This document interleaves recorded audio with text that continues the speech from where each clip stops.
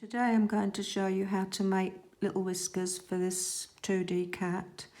As I've already achieved the result that I want, I don't want to mess about with it too much, but I'm going to show you how I done that.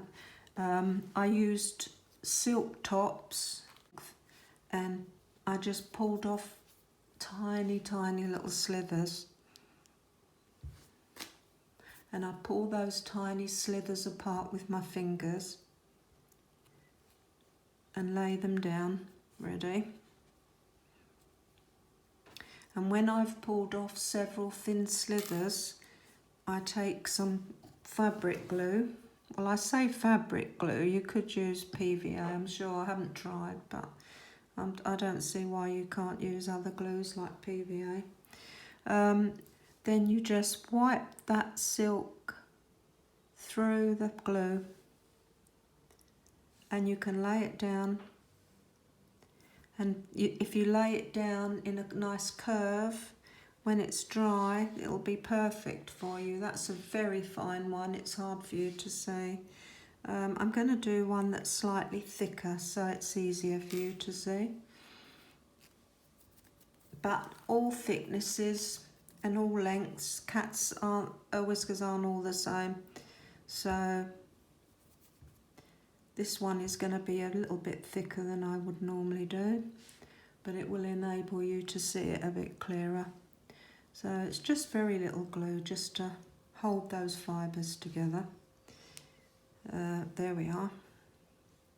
And so that's what I do, leave those in a curve to dry. You can fiddle about until you're happy with them, and then whilst they're drying, you just put them all together. You can put some sellotape along the end just to hold them in place until you're ready to implant them into your portrait. To implant them, I use the same needle that I used to make the portrait, which is a 38 star, and you just be very gentle. You position. This is thicker. This is a thicker whisker, but I want you to be able to see it. So I position it where I want it to be and just tap it gently into place. And then once it's tapped into place, you can position it where you want it, where it looks natural. This portrait that I've got here is going to go under glass, so it's not going to move. Those whiskers aren't going anywhere once they're under glass.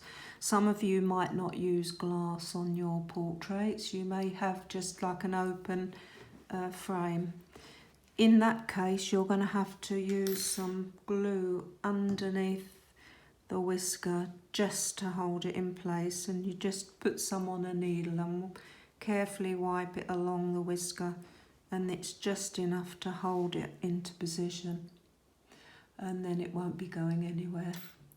I hope that's been helpful for you. If I think of anything else that I think you might like, I might be making another tutorial, but for now I'll say goodbye and I'll get on with finishing this little cat. Thank you for watching. Bye bye.